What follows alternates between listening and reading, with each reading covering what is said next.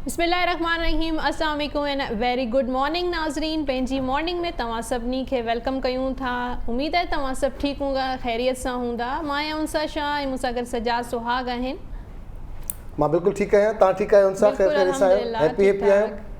असां सभु ठीकु थियूं, तव्हां बिल्कुलु ठीकु आहियो, हैप्पी आहियो? तव्हांजा टेरो कार्ड्स ओके आहिनि? बिल्कुलु अल्हम्दुलिल्लाह, ज़िंदाबाद, ज़बरदस्त। सभिनी खे मुंहिंजे तरफ़ां सलाम क़बूल पवे, ख़ुशि हुजो, आबाद हुजो, हैप्पी हुजो। ज़िंदगी जी खोड़ सारा कम रहियल आहिनि, अॼु कंदासीं इंशाअल्लाह ताला। जिथे जिथे कम फाथल आहिनि ज़बरदस्ती कमु कंदासीं, उहे कम ज़ोरी कबा, छाकाणि त इंतज़ारु करण वारनि खे ओतिरो ई मिलंदो आहे जेतिरो महिनत करण वारनि खां रहिजी वेंदो आहे। अॼु महिनत कबी, हासिलु कबो जेका उहा असांजी ख़्वाहिश ऐं उहा असांजी हसरत जेका काफ़ी अरसे खां आहे त फलाणो कमु असांजो रहियल आहे, कॾहिं थींदो? अॼु अरबा जो ॾींहुं आहे, ॾाढो ज़बरदस्त ॾींहुं आहे। अॼु ज़रूरु थींदो जेकॾहिं असांजी कोशिशि हूंदी त, छाकाणि त कोशिशि कामयाबी जी कुंजी आहे। ठीकु आहे, सो कोशिशि तमामु ज़रूरी आहे, पर उन जे लाइ जेका वॾे में वॾी हिमत हूंदी आहे उहा पंहिंजे अंदरि में हूंदी आहे। त 50% कमु असांजे अंदरि में लिकियलु हूंदो आहे, रुकियलु हूंदो आहे।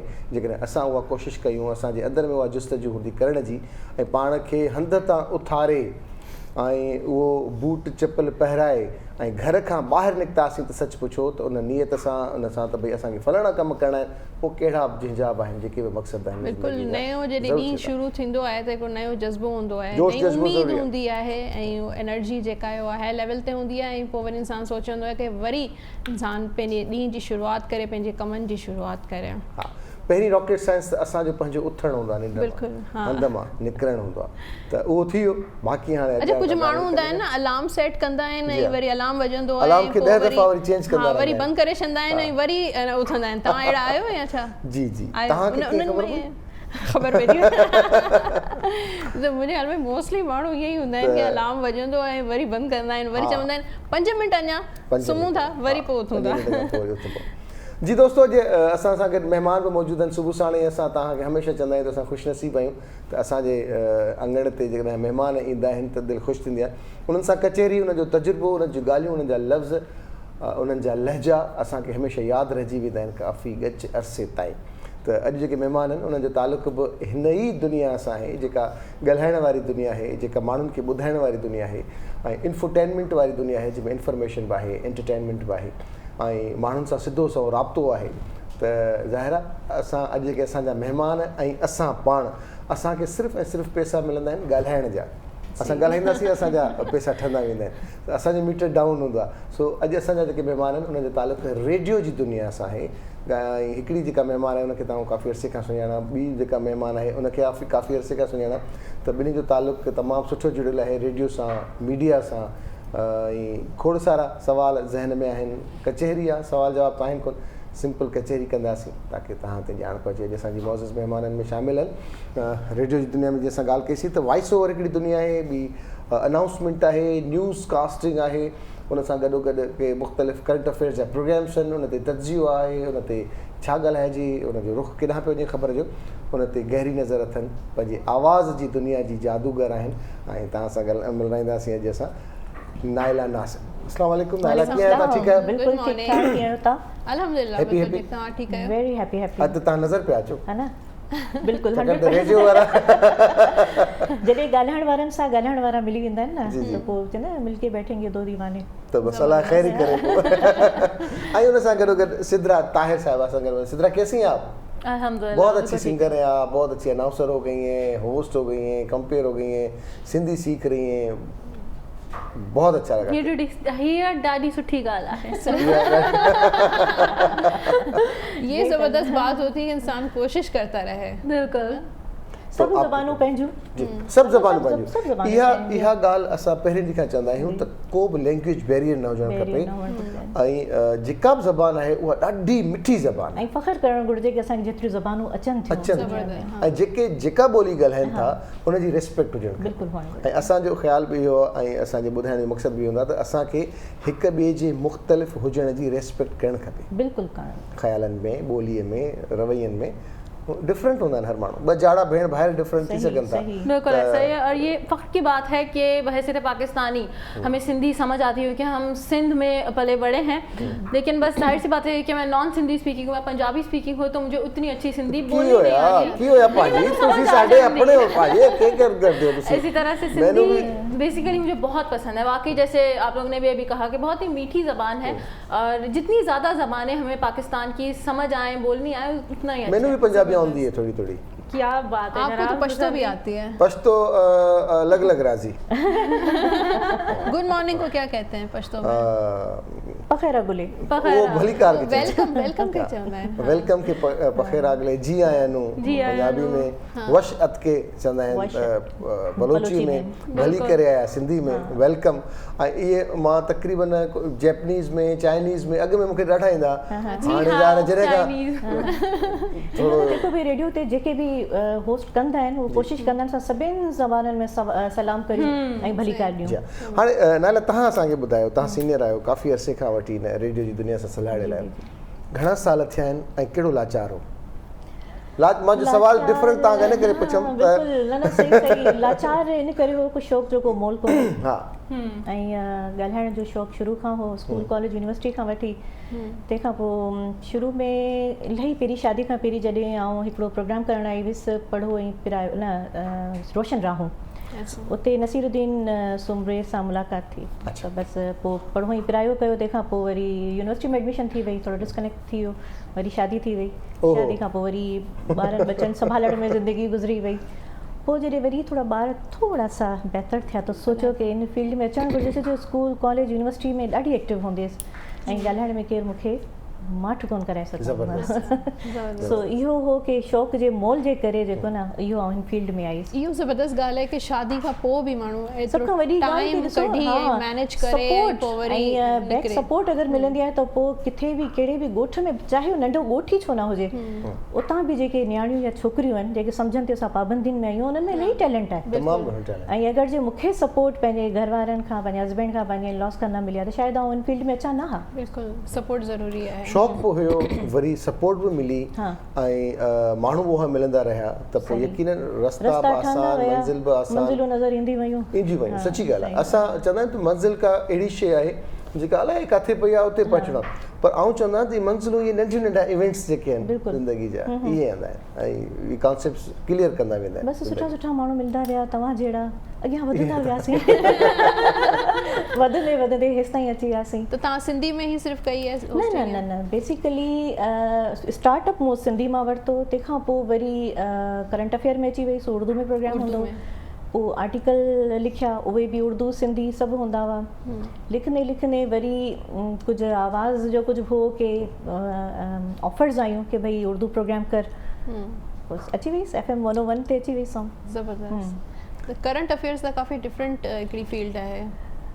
हाँ, करंट अफेयर आहे त डिफरेंट फील्ड अगरि तव्हांखे इंट्रस्ट आहे, ऐं स्पेशली उन्हनि इशूज़ ते जेके सोशल इशूज़ आहिनि।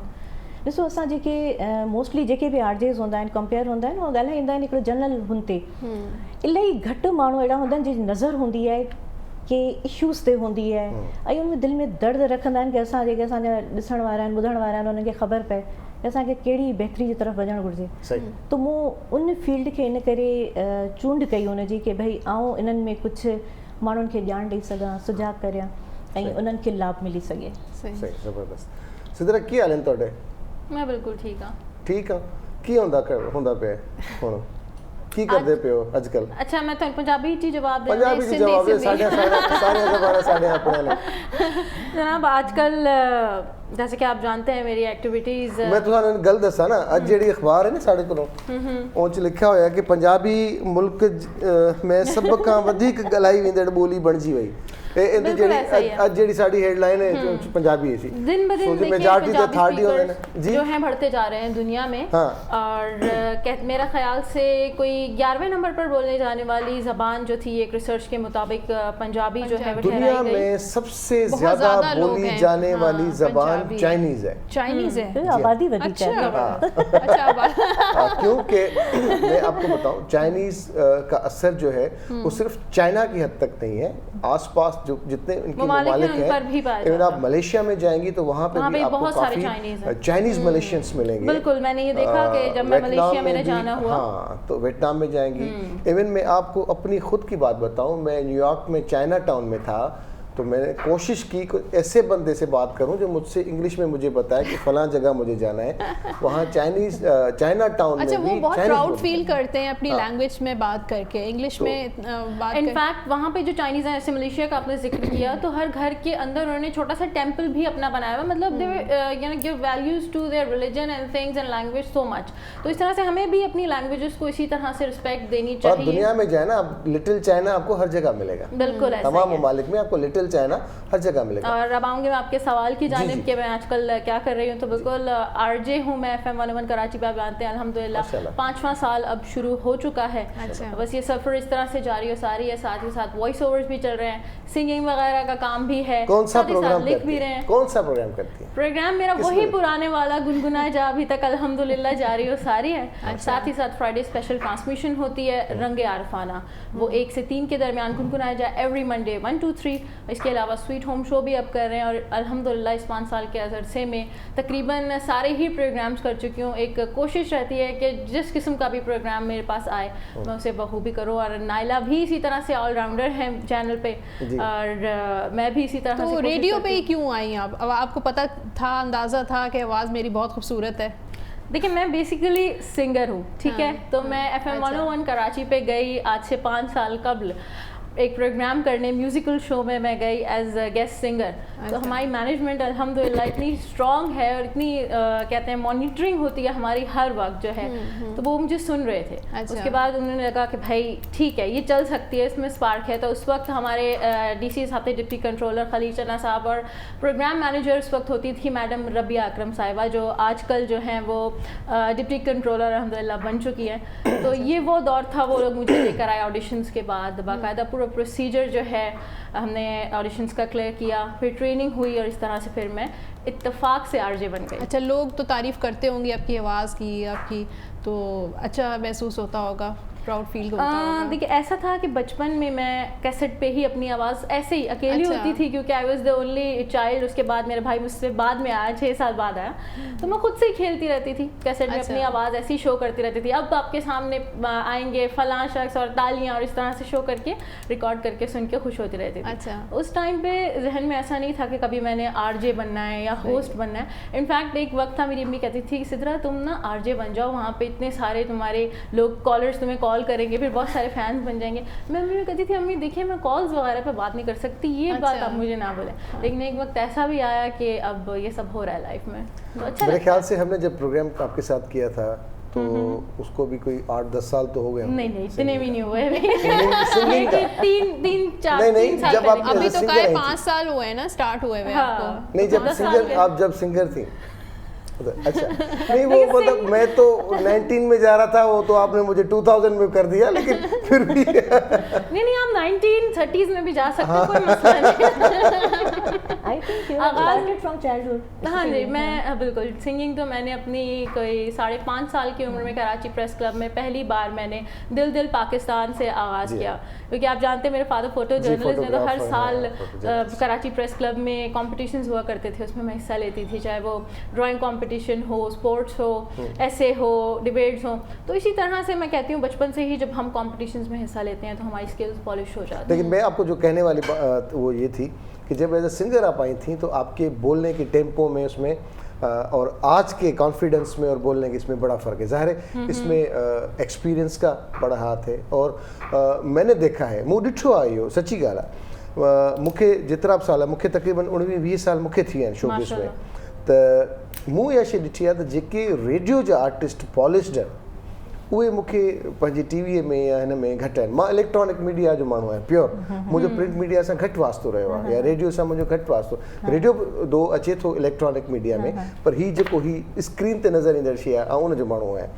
त जेतिरा माण्हू पॉलिश्ड ॻाल्हाइण में, आवाज़ में ऐं आवाज़ जे कॉन्फिडेंस अंदाज़ में रेडियो जा मूंखे टकराया आहिनि, मां अहिड़ा टीवीअ जा घटि तयारु थियल माण्हू ॾिठा आहिनि. वो जेके भी एक्सपीरियंस खणी रेडियो जो ईंदा आहिनि न, जिते भी जंहिं फील्ड में भी वञनि न, बसि उनखे वार्म वेलकम कंदा आहिनि कि बसि ख़तमु, नो ऑडिशन नथिंग एल्स. तव्हां आहियो छो, जंहिंजी वजह इहा आहे कि रेडियो पाकिस्तान न सिर्फ़ु ट्रेनिंग करे थो बल्कि हू पॉलिश करे थो। सॼी असांजी जेकी बि सिख्या हूंदी आहे, जेको लर्निंग प्रोसेस हूंदो आहे, उहो रेडियो ते ई हूंदो आहे। ये सच्ची ॻाल्हि आहे, है ना, सच्ची ॻाल्हि। सिखी करे तमामु जेके बि वॾा आर्टिस्ट आहिनि उहे हिननि रेडियो मां ई स्टार्ट कयो आहे। बिल्कुलु पहिरीं त इहो ट्रेंड हूंदो स्टार्टअप रेडियो ताईं थींदो हो, उतां खां पोइ टेलीविजन ते ईंदा हुआ, उन खां पोइ अॻियां वेंदा हुआ। एक्टिंग में भी इसी तरह से बहुत सारे जो आर्टिस्ट थे उनका आगाज़ रेडियो पाकिस्तान से हुआ, बड़े बड़े सिंगर्स का आगाज़ आप देखें रेडियो पाकिस्तान से। और बिल्कुल सच है ये बात कि ये एक दर्स तदरीस की जगह है कि यहाँ से मेरे बोलने का अंदाज़ बहुत बेहतर हुआ। उर्दू मेरी इतनी अच्छी नहीं थी, लेकिन अब अल्हम्दुलिल्लाह लिखने में भी जब मैं लिख रही होती हूँ आर्टिकल्स वगैरह, तो उसमें भी मुझे बहुत ज़्यादा हेल्प मिलती है, क्योंकि और ये सारा क्रेडिट हमारे रेडियो पाकिस्तान को जाता है। नाइला भी इससे एग्री करेंगे। बिल्कुल, रेडियो जी तो गाली भी है। आपका स्टार कौन सा है नाइला जी? वर्गो। आप वर्गो हैं, आपका? मेरे 2 स्टार्स हैं, मैं कस्प हूँ बेसिकली, तो मैं सेजिटेरियस भी हूँ और स्कॉर्पियो भी हूँ। ये 23 में पैदा हुई, 21 नवंबर, एंड ऑफ नवंबर का होगा आपका। हाँ, दोनों में आता है। सही। चले भाई, हमारी उनसा साहिबा जो है वो हमारा भी एक सेगमेंट है टैरो कार्ड रीडिंग का। अच्छा जी, तो डेली हम लोग करते हैं। आज का दिन आपका कैसा रहेगा हम आपको बताएंगे और आप कल हमें बताएंगी कि कैसा रहा था। इनमें हुआ तो असां 100% चवंदा आहियूं, पर न 100% तो ऑब्वियसली न का थोड़ो मथे हलिया वञे। मेरा एक सवाल है, ये आपने कहाँ से सीखा? मुझे टैरो कार्ड रीडिंग का बहुत ज़्यादा शौक है। मेरा आज ये ख्वाहिश मेरी पूरी हो रही है, कोई मेरी टैरो कार्ड रीडिंग कर रहा है। सही, मैंने तो कोर्सेज किए हैं इसके, लेकिन आजकल तो गूगल पे सारी चीज़ें अवेलेबल हैं, तो वहीं से आप अगर शौक है आपको तो आप सर्च करके नोट्स बना के और प्रैक्टिस स्टार्ट कर सकते हैं। ज़बरदस्त। लेकिन जब आप मौजूद हैं तो मैं आपसे पर्सनली कंसल्ट करण घुर्जे ना। जी जी, खबर हुअण घुर्जे असांखे। जी जी, तव्हांखे असां अॼु ॿुधायूं था त अॼु ॾींहुं तव्हांजो कीअं गुज़रंदो। अॼु मां त ख़ामोश रहां न। छो भला? न, मां अॼु तव्हांजे हवाले कयो। न तव्हां बि करे वठो, का ॻाल्हि कोन्हे, वरी तव्हांखे ॾुख थींदो। न इन न थिए कि सजाद जो बि पहिरीं ॿुधाइजे। मुंहिंजो सभिनी आख़िर में ईंदो आहे, मुंहिंजो पाइसिस आहे, त इन करे उहो असां देरि सां कंदा आहियूं। अच्छा, मुंहिंजा 2 हूंदा आहिनि न। हिकिड़ो मां तव्हांखे अॼु तव्हांखे ॿुधाए छॾियां, तव्हांखे शायदि ख़बर न हूंदी। जीअं सिद्धरा चयो त मेरे 2 हैं, त मुंहिंजो बि इन करे छाकाणि त मुंहिंजो सर्टिफिकेट ते वर्को आहे ऐं ओरिजिनल मुंहिंजो पाइसिस आहे। इहो छा आहे? सर्टिफिकेट न एनआईसी ते है भाई साहब। तो जहाँ मुझे ज़्यादा कंफर्ट होता है उस दिन मैं उस स्टार का हो जाता हूँ। क्या बात जी, स्टार्ट कयूं था कैप्रिकॉर्न न सॉरी न एरीज़ खां स्टार्ट वठूं था। एरीज़ वारनि लाइ कार्ड आयो आहे द हर्मिट जो कार्ड आहे। इहो कार्ड चवे थो अॼु जो ॾींहुं तव्हांजो इलाही पॉज़िटिव रहंदो, पर तव्हां थोरी ख़ामोशी इख्तियार करियो। थी सघे तो तव्हांखे अॼु कावड़ एंगर थिए तव्हांखे, त एंगर खे तव्हांखे कंट्रोल करिणो आहे, कावड़ ते पंहिंजे कंट्रोल करिणो आहे, क़ाबू पाइणो आहे एरीज़ वारनि लाइ। एरीज़ खां पोइ आहे जॾहिं तव्हां कोन कयो त मां मिस थी कयां तव्हांजे प्रोडक्शन। एॾो ज़ोर भरियो था त मां ॾिसंदुसि को न को, अगरि मूंखे सम्झ में आयो। कुझु करे वारनि जी एॾी फरमाइश घणी थी वई आहे मुंहिंजे लाइ, जो मां हाणे ऑनलाइन बि क्लासिस माना वठां थो मुख़्तलिफ़ अख़बारुनि मां। ईअं न त को पंहिंजी प्रोडक्शन, उन में कुझु पंहिंजा मिर्च मसाला हूंदा, बाक़ी अख़बारूं जी महिनत थियल आहे। जी जी, टॉरस वारनि लाइ कार्ड जेको आयो आहे किंग ऑफ सोर्ड जो। अॼु कुझु अहिड़ा फ़ैसिला करे कजो ज़रूरु जेके लॉजिकल हुजनि, दिमाग़ सां फ़ैसिला कजो, दिलि जी थोरो घटि ॿुधिजो ऐं प्रैक्टिकल फ़ैसिला करणु तव्हां लाइ सही रहंदा। ज़बरदस्त। मुंहिंजो बि साॻी तव्हांखे राय आहे त कम जे हवाले सां जेका परेशानी आहे उन में घटिताई ईंदी। अव्हांखे मुस्तक़िल मिज़ाजीअ सां अॻिते वधणु घुरिजे, ॿियनि ते न भाड़ियो। छा न कजो? ॿियनि ते न डिपेंड कयो। अच्छा, जेमिनाई वारनि लाइ कार्ड आहे पेज ऑफ कप्स जो कार्ड आहे। अॼु ख़ुशख़बरी का गुड न्यूज़ तव्हांखे मिलंदी। थी सघे तो ॿारनि जे मुतालिक़ तव्हांखे का ख़ुशख़बरी मिले। ज़बरदस्त। अॼु अव्हां जूं परेशानियूं घटि थींदियूं। वाह, अव्हां जा वॾे अरसे खां जेके कम अधु में रुकियल हुआ से अॼु मुकमल थियणु शुरू थी वेंदा। ज़बरदस्त। अच्छा, कैंसर वारनि लाइ S of pentacles beginning start जो कार्ड आहे। नई शुरूआत थी सघे थी, पैसो मिली सघे थो, अॼु को किथां फ़ाइदो मिली सघे थो, को तव्हांजो पातल किथे पैसो आहे स्टक थियल आहे, उहो तव्हांखे वापसि मिली सघे थो। ज़बरदस्त। ऐं मां वटि बि इहा ई साॻी शइ आहे त सुबुह जो अगरि पैसे नवां राब्ता क़ाइमु थींदा। अच्छा, कैंसर वारा नवां राब्ता क़ाइमु थींदा जेकी अॻिते हली अव्हांखे वॾो फ़ाइदो ॾींदा। अव्हांखे लाॻापा मज़बूत करण लाइ बहितर मनसूबाबंदी करणु घुरिजे। मनसूबाबंदी, ओके, प्लानिंग करण घुर्जे जी सही. लियो उहा मनसूबाबंदी आहे खानदानी मनसूबाबंदी आहे. लियो वारनि लाइ कार्ड आयो आहे 7 ऑफ वॉन्ड्स, यानी कि सख़्त महिनत स्ट्रगल जी ज़रूरत आहे तव्हांखे. तव्हां कॾहिं कॾहिं इलाही लेज़ी सुस्त थी था वञो, सुस्ती न ॾेखारियो, चुस्त थियो, एक्टिव थियो, ऐं जेको बि तव्हांखे कमु करिणो आहे उहो जेको आहे एक्टिवली कयो. ज़बरदस्त. आउं बि इहो चवंदुसि त ग़रीबनि जी मदद करियो. अच्छा, तव्हांखे ज़हनी सुकून मिलंदो ऐं पाण खे एक्टिव रखो. ज़बरदस्त.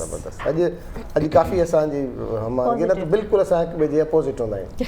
पर हा अॼु कॾहिं कॾहिं चवंदा आहिनि घड़ियाल बि ॿ दफ़ा कॾहिं मिली वेंदो आहे.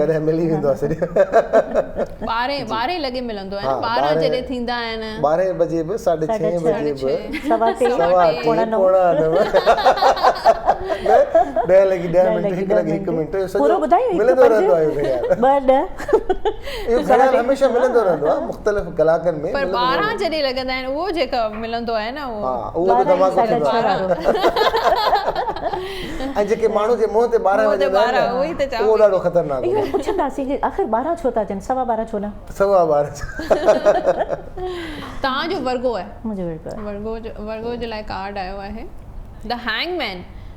अॼु जो ॾींहुं जेको आहे तव्हां जूं कुझु शयूं स्टक थी वेंदियूं, डिले थी सघनि थो, किथे तव्हांखे वञिणो आहे त ट्रैफिक में फासी सघो था, कुझु कम तव्हांजा देर या लेट थी सघनि था. दुश्मनी आहे छा का?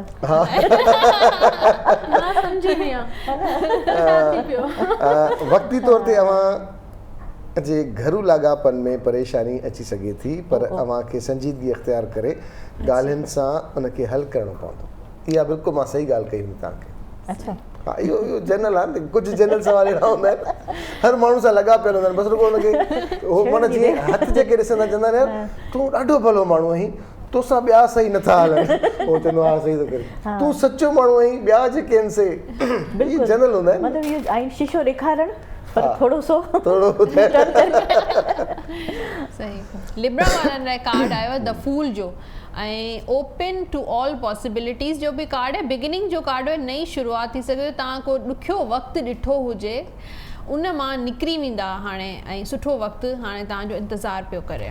अॼु अवां जी ग़ैर ज़रूरी सोचुनि में इज़ाफ़ो थींदो, जंहिं करे ज़हनी तौर ते परेशान रहंदा. पंहिंजी घरवारीअ सां या पंहिंजे घर वारे सां पंहिंजा मसइला शेयर करियो.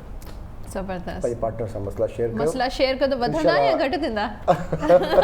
बुझी पटवा. हा थोड़ा मुझी पवंदा. स्कॉर्पियो लाइ कार्ड अॼु सुठो कोन्हे, ख़ासि कोन्हे. 7 ऑफ पेंटिकल्स. किथे पैसा इन्वेस्ट न कजो अॼु, या अगरि तव्हांखे को प्रपोज़ थो करे या कमिटमेंट जी ऑफर थो करे त अॼु तव्हांखे सोचे सम्झी फ़ैसिलो करिणो आहे, छो त अॼु तव्हां किथे तव्हांखे ट्रैप केरु करे सघे थो, केरु धोखो ॾेई सघे थो. ऐं तव्हांखे पंहिंजी ख़ुदि एतमादी में इज़ाफ़ो कयो, भेनरुनि ॿारनि सां लाॻापा बहितर कयो. उन लाइ अॼु सुठो ॾींहुं आहे. अगरि लाॻापा जंहिं सां ख़राबु आहिनि, ख़ासि तौर ते ख़ानदान सां, त उनखे ठीकु करण जी ज़रूरत आहे. जी. स्कॉर्पियो खां पोइ आहे सेजिटेरियस. तव्हांजो आहे न? दो ही मुंहिंजी आहे. हा ॿई मुंहिंजा आहिनि. सेजिटेरियस लाइ कार्ड आयो आहे 8 ऑफ वॉन्ड्स. अगरि तव्हांजो इरादो आहे अॼु किथे ट्रैवल करण जो, त तव्हांजो ज़बरदस्त इरादो आहे, तव्हांखे कामयाबी मिली सघे थी. इन जे अलावा तव्हां जूं जेके कम्युनिकेशन स्किल्स आहिनि उनखे वधीक तव्हांखे इम्प्रूव करण जी ज़रूरत आहे. सिंधी में हा ऐं असां बि इहो आहे त नई सीड़पकारी करण लाइ अॼु बहितरीनु ॾींहुं आहे कि वेझे दोस्त या अज़ीज़ पारां भाईवारी जी आच थी सघे थी. अच्छा, मतिलबु ऑफर हो सकती है आज किसी छा जी ऑफर? पार्टनरशिप जे लाइ को बिजनेस का नई शुरुआत, न्यू बिगनिंग करनी चाहिए आज. ज़बरदस्त. कैप्रिकॉर्न वारनि लाइ कार्ड आहे नाइट ऑफ सोर्ड्स जो. त अॼु अगरि तव्हांजो ट्रैवल जो इरादो आहे त प्लीज़ ट्रैवल न कजो. ऐं कुझु अहिड़ा आस पास मूंखे माण्हू नज़र पिया अचनि, तव्हांजी कुझु अहिड़ी एनर्जी आहे या कुझु अहिड़ा माण्हू आहिनि जेके धोखो ॾियण जी कोशिशि कंदा. नेगेटिव एनर्जी तव्हांजे आम्हूं साम्हूं आहे, त थोरो एहतियात कजो. पंहिंजूं ॻाल्हियूं, दिलि जूं ॻाल्हियूं हर कंहिंखे सां शेयर न कंदा कयो. अॼोके ॾींहं ते कंहिं बि क़िस्म जी बहस मुबाहिस खां पासो करियो. कुझु माण्हू अव्हांखे कंहिं मामले में फसाइण जी कोशिशि कंदा. सही ॻाल्हि आहे. हा बिल्कुलु ईअं ई आहे. नाइट ऑफ पेंटिकल्स जो कार्ड आहे एक्वेरियस वारनि लाइ. अॼु जेको आहे एक्वेरियस वारनि लाइ कार्ड आहे नाइट ऑफ पेंटिकल्स जो. त अॼु पैसनि में थोरो मसइलो थी सघे थो केरु तव्हां खां पैसा उधार वठण जी कोशिशि करे पर प्लीज़ न ॾिजो। एॾा पैसा हूंदा आहिनि सननि वटि, अक्सर तव्हां उन्हनि खे चवंदा उधार घटि ॾियो, उधार घटि ॾियो। एतिरा पैसा हूंदा आहिनि के माण्हू हूंदा आहिनि ईंदा वेंदा आहिनि चवंदा आहिनि कि भई एतिरा पैसा ऐं चवंदा अॼु अव्हां पंहिंजे कारोबारी मनसूबनि जो बुनियादु रखी सघो था, अव्हांखे पंहिंजी वजदानी कैफ़ियत मां फ़ाइदो वठणु घुरिजे। अच्छा, वजदानी कैफ़ियत कहिड़ी हूंदी आहे? स्पिरिचुअल। अच्छा, ठीकु आहे। 3 ऑफ सोर्ड स्पाइसिस वारनि लाइ कार्ड आहे, अॼु जो ॾींहुं तव्हांजो जेको आहे तकलीफ़ वारो थी सघे थो, किथे हर्ट थी सघो था, डिसअपॉइंट थी सघे थो, किथे रोज़ हर्ट थींदा आहिनि पाइसिस, पर पाइसिस खे अलाह सां एॾी मज़बूत दिलि ॾिनी आहे जो मुक़ाबिलो कंदा आहिनि, दरगुज़र कंदा आहिनि, हिकु कन मां किथे अगरि नाउमीदी तव्हांखे मिले थी त प्लीज़ नाउमीद न थियो, छो त इहो अॼु जी सुठा माण्हू हूंदा आहिनि पाइसिस। अच्छा, जेके बि असांजा ॿुधण वारा आहिनि उनखे इहो न ॿुधाइजो त मुंहिंजो पाइसिस आहे, ताकी उनजो ज़हन हमेशह तयारु हुजे, अगरि पाइसिस ॿुधनि त उनखे ज़रूरु श्योर थिए यार हीअ ॾाढा ज़बरदस्त माण्हू हूंदा आहिनि। जी पाइसिस इलाही घटि माण्हू हूंदा आहिनि, तमामु घटि माण्हू हूंदा आहिनि, ॾाढा सुठा रेयर तव्हांखे मिलंदा। ॾाढा सुठा हूंदा आहिनि। उहो बिल्कुलु ईअं आहे। अॼु अव्हांखे पंहिंजी वालदेन जी ॻाल्हियुनि खे अहमियत ॾियणु घुरिजे, संदन चवण ते अमल करणु घुरिजे, छाकाणि त अव्हांखे बहितर मशवरनि जी ज़रूरत आहे। जी दोस्तो, ज़रूरु ॿुधाइजो असांखे त तव्हांखे असांजा कीअं लॻा, तव्हांजा मैसेजिस ईंदा रहंदा आहिनि असांजे पर्सनल मोबाइल ते ऐं असांजी साइट ते, टेलीफोन कॉल्स ते। ऐं तव्हांखे कुकिंग जो शौक़ु आहे? इलाही मूं इंटरनेशनल कुकिंग जो कोर्स कयो आहे। इंटरनेशनल कुकिंग जो छा कहिड़ा कहिड़ा क्यूज़िन्स? सभु each and every baking. Expert छा में आहियो? चाइनीज़ बेकिंग, हाँ केक। अच्छा, केक वेक ये सब आप केक्स वगैरह ठाहे वेंदा आहियो? ज़बरदस्त। सब चाइनीज़ कॉन्टिनेंटल में सब एवरी मतलब सब डिशूं ठाहींदी आहियां, पर हाणे छो जो इन में थोड़ी पुठियां पई वञा, टाइम नथो मिले त हाणे थोड़ी घटि कुकिंग करे छॾी आहे। तव्हां पंहिंजे शौक़ सां स्टार्ट कयो? मूंखे ईंदो कोन हो, शादी थियण वारी त चयो हाणे सिखणु घुरिजे। छो जो यंग एज में शादी थी, जॉइंट फैमिली में वईसि पे, त मां चयो की भई कुझु न कुझु अचणु घुरिजे, त पोइ मूं एडमिशन वरिती, पर पोइ ॾाढी एक्सपर्ट थी वई। ज़बरदस्त। सिद्रा, आपको है? अल्हम्दुलिल्लाह कुकिंग तो मुझे आती है, बेकिंग नहीं आती, लेकिन बाकी सारी चीज़ें और चाइनीज़ जो है मुझे बहुत पसंद है, इसलिए मैं ज़्यादा खाना या बनाना भी, खाना ज़्यादा पसंद है। वैसे चाइनीज़ में इतनी वेजिटेबल्स काट के आधा टाइम तो कटिंग में लग जाता है। काट देती, कोई टेंशन नहीं काट देती। वैसे भी काटने में, खाल उतारने में, आग लगाने में औरतों से बढ़कर कोई हो नहीं सकता। नहीं, ऐसी बात भी नहीं है, बहुत सारी औरतें ऐसी भी होती हैं जो घर को जोड़ के बहुत अच्छे से नहीं, मैं मतलब वही कह रहा हूँ ना कि वो काटना, मतलब सब्जी काटना, खाल उतारना। रिसर्च आहे कि पूरी दुनिया में इहो ॾिठो वियो आहे कि सभ खां वधीक गॉसिप्स ऐं रूमर्स मर्द फैलाईंदा आहिनि। माय गॉड, अदी नसीम में था, अदी नसीम मेरी बात अभी चाइनीज के बाद आएगा इटालियन। पास्ता जो है वो मुझे बहुत पसंद है, बनाना भी खाना भी। अच्छा, तो बस यही जारी सारी रहता है। और अभी लास्ट टाइम हमने प्रोग्राम में टॉपिक रखा था कि शादी से पहले लड़कियों को क्या क्या हुनर आने चाहिए प्रोग्राम में। सही। तो जैसे नाइला ने बोला कि उनको शादी से पहले कुकिंग नहीं आती थी, तो उन्होंने सीखी, तो ये मुझे बड़ी अच्छी बात लगी इनकी। और आज का जो मेरा अभी 11 से 1 शो होगा, उसमें हमने टॉपिक रखा है कि जो जितने भी बैचलर्स होते हैं उनको क्या क्या चीज़ें सीखना ज़रूरी है, ताकि वो एक बेहतरीन लाइफ गुजार सके आगे चल के। लड़कों को भी सीखना चाहिए। वही तो आज हमारा टॉपिक होने वाला है 11 से 1। तो आप बताएं, आपने क्या क्या सीखा? मुझे सब कुछ आता है अल्हम्दुलिल्लाह, बर्तन, झाड़ू, पोछा, खाना बनाना, खाना खाना, फिर ऑफिस आते हैं। जो काम एक औरत को आना चाहिए घर के हमारे को होस्ट बहुत सुघड़ हैं। क्या बात है आपकी? वो काम मैं कर लेता हूँ, लेकिन कभी कभी करता हूँ, लेकिन मुझे आता है सब कुछ, मैं भूखा नहीं मरूंगा। अदी नसीम भी बस जबरदस्त खाने रोजाना पकाती हैं। जी अदी नसीम, छावे पचायो आज लेडी फिंगर विथ योगर्ट। ये ॿुधाइण था ॾहीअ में भिंडियूं था पचायूं मुंहिंजा भाउ। ॾही में भिंडियूं, इहा जेका ड्रेसिंग चवंदा आहिनि जेकी, एॾी ज़बरदस्त हो जीअं कंदा आहिनि त भई एॾियूं शयूं ठाहे करे रखंदा आहिनि। ॾिठो वञे त हुन में इहो टमाटो हूंदो आहे, खीरो हूंदो हुयो, आर्ट आहे। पर जीअं लेडी फिंगर विथ योगर्ट, त माना केरु चवंदा आहिनि आज त वाह वाह। अञा वधीक टिपिकल चऊं त दोरे में भिंडियूं। हा, दोरे में भिंडियूं, सिंधी त दोरो आहे। दही भिंडी, हाँ नहीं, वो कितना टेम्पटिंग साउंड नहीं करता। You know lady finger with yogurt, you know आजकल के बच्चे जो नहीं खाते ना, तो उनको इस तरीके से मोटिवेट कर सकते हैं। ओकरा जी योगर्ट विथ दही और भिंडियूं। हाँ, दही और भिंडियूं सिंधी में जी तव्हां हो ॿुधायो। Lady finger with yogurt. हाँ, लेडी फिंगर विथ योगर्ट। हाँ, जी किलो आहिनि भिंडियूं, 300 ग्राम दही, हिन जा सुका दाणा पिसियल 1 चम्मच किलो में विझंदासीं। रेड चिली आहे, ज़ीरो पीसियल हिकिड़ो चम्मच, मसालो हिकिड़ो चम्मच पीसियल मसालो, हल्दी हिकिड़ो तेज़ पत्तो ऐं बेसण 2 चम्मच। पोइ इनखे असां बसर जो दाग ॾेई इन जो थूम अदरक जो, पोइ उन खां बाद में भिंडियुनि खे थोरो सोते कंदासीं, मतिलबु हल्को फ्राई करे पोइ इन जो पेस्ट ठाहींदासीं। पेस्ट ठाहे पोइ भिंडियूं ऐड करे छॾंदासीं, पोइ उनजी गार्निश कंदासीं धाणियुनि ऐं सावियुनि मिर्चनि जी। डी सिंपल, ॿुधण में सिंपल आहे, ठाहिण में त टाइम लॻंदो।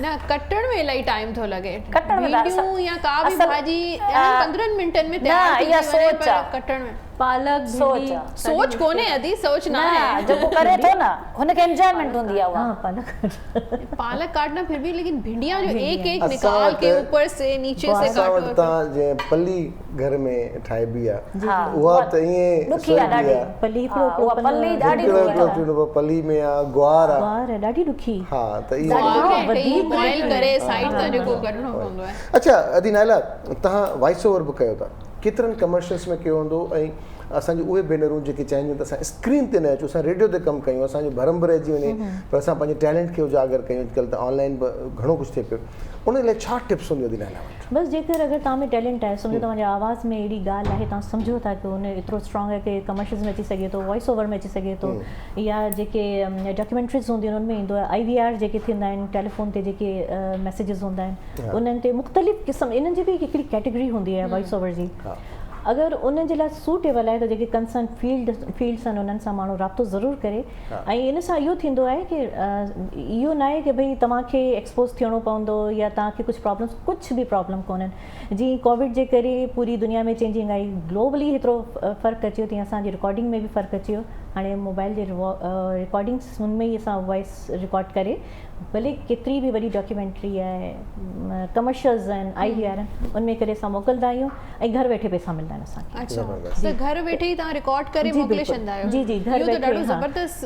उहो छो जो हाणे कुझु अहिड़ा सिस्टम अची विया आहिनि कि जेकी एडिटिंग करणी हूंदी आहे, अगरि कंहिं क़िस्म जी का डिस्ट्रैक्शन आहे या कोई नॉइज़ आहे, तो उहो त टेक्निक्स अहिड़ियूं अची वियूं त पाणे पाणे ख़तमु थी वेंदियूं आहिनि। मुंहिंजी भाणेजी आहे, उन ऑनलाइन इन कोविड मां चवंदा आहिनि घणनि जे लाइ कीअं रहियो, हुन कोविड में कोर्स कयो ऑनलाइन, घर में ई हाणे हो पंहिंजो कंदी आहे वॉइस ओवर्स ऐं मुख़्तलिफ़ ऐं ठीकु ठाक हुनजी अर्निंग थींदी आहे पंहिंजे। त जेके बि ख़वातीन छोकिरियूं आहिनि स्पेशली, ऐं जेके चाहिनि थियूं कि असां पंहिंजे घर वारनि खे सपोर्ट करियूं या पंहिंजो पाण खे ई सपोर्ट करियूं, ऐं टैलेंट आहे अॻिते वधणु घुरनि। असांजी नियाणियूं हू बि ॾाढो पुठिते रहिजी वियूं आहिनि। जेकर असां कंपेयर करियूं था ॿियनि सां, त असांजी नियाणियुनि खे अगरि अॻिते न वधाईंदासीं त ज़ाहिर आहे हिकु पढ़ियल लिखियल छोकिरी ऐं हिकिड़ी हुनरमंद छोकिरी अगरि जे हू घर संभाले थी, सपोर्ट करे थी, त ज़ाहिर पंहिंजा मसइला हल करण सां गॾु गॾु पंहिंजे ॿारनि जी ज़रूरतनि खे बि पूरी करे सघे थी। इन तरह सां कॉम्प्लेक्सिस बि ख़तमु थी सघनि था ऐं पढ़ाई में बि सुठा थी सघनि था, उनजी ज़रूरतूं पूरियूं थींदियूं। कॉम्प्लेक्स कोन हूंदा त माण्हू अॻिते वधंदा। ऐं सभ खां वॾी ॻाल्हि कॉन्फिडेंस अचे थो, ऐं दुनिया में रहण जे लाइ कॉन्फिडेंस तमामु ज़रूरी आहे, ऐं टैलेंट खे कॾहिं बि ज़ाया न करियो। सही। अच्छा सिद्रा, रेडियो ने कितना ग्रूम किया आपको? पहले आप जो कुछ भी थी वो आपकी एज जैसी भी थी, किसी के मतलब जो भी आपने सीखा, लेकिन इन 5 सालों में सिद्रा में क्या फ़र्क आया? बहुत ही एक कहना चाहिए एक वाज़ेह फ़र्क ये है कि मुझे मेरा मिजाज बहुत ज़्यादा तब्दील हुआ। इससे पहले मैं बहुत ज़्यादा, मेरी आवाज़ में बहुत तलखी हुआ करती थी। मुझे अक्सर मेरी अम्मी कहती थी तुम इतने एक तो ऊंचे सुर पे बोलती हो, मैं गाती भी ऊंचे सुर पे थी, और फिर घर में बस जैसे जो सबसे लाडला बच्चा होता है उसकी आदत भी होती है कि वो बस ज़्यादा ज़ोर से बोलने, जो अगर बात नहीं मानी जा रही होती बस उसको होता है कि मैं मनवा लूँ किसी तरह से। तो मतलब बहुत ज़्यादा तलखी थी मेरे मिजाज में, और गुस्सा भी मुझे ज़रूरत से ज़्यादा आता था। लेकिन रेडियो में आने के बाद मुझे महसूस होता है कि मेरी शख्सियत ओवरऑल बहुत ज़्यादा ग्रूम हुई है। मुझे बोलने की मज़ीद तमीज़ आई है, किस तरह से किस लहजे में बात करनी है। और कुछ मेरी फिर स्टडीज़, क्योंकि लिंग्विस्टिक्स में मेरा मास्टर्स भी किया इंग्लिश में, तो उसने भी मुझे बहुत फ़ायदा दिया इस हवाले से। लेकिन रेडियो में आने के बाद मैं समझती हूँ मैं अब अल्हम्दुलिल्लाह एक बेहतर इंसान हूँ। ज़बरदस्त। मजबूरी आहे, छा कजे, पैगाम छा ॾींदो तव्हां? पैगाम इहो ई ॾींदसि, जीअं त मूं पहिरीं तव्हांखे ॿुधायो, तव्हां बि मूंखां पुछियो कि आउं लिखंदी आहियां। लिखण जो मक़सदु इहो आहे कि जेकी कमियूं कोताहियूं पेशियूं असांखे नज़र अचनि थियूं मुआशरे में उनखे असांखे ख़तमु करणु घुरिजनि उन जे ख़ात्मे जे लाइ सभ खां पहिरियों क़दम असांखे पाण खणणु घुरिजे। जिते तव्हां ॾिसो था कि अगरि किथे नाइंसाफ़ी आहे किथे को अहिड़ो कमु थिए पियो जेको तव्हांजे मुआशरे खे बिगाड़ में आणे पियो गंद ग़लाज़त फ़क़ीरनि या अहिड़े क़िस्म जा लाइट जा मसइला तारुनि जा मसइला त तव्हां उनखे पिन आउट ज़रूरु करियो। जेके बि तव्हांजो चूंडियल नुमाइंदा आहिनि उहे चाहे काउंसलर्स हुजनि चाहे MP हुजे MNAs हुजनि उन्हनि ताईं अप्रोच ज़रूरु करियो उन्हनि खे ॿुधायो कि असां सां मसइला आहिनि माठ न थियो जे माठ थींदा त पोइ इहो इन सिस्टम हलंदो रहंदो। वाह ॾाढी सुठी ॻाल्हि। सिद्रा आपका क्या पैगाम है जो आना चाह रही हैं इस फील्ड में उन लड़कियों के लिए क्या पैगाम है आपका?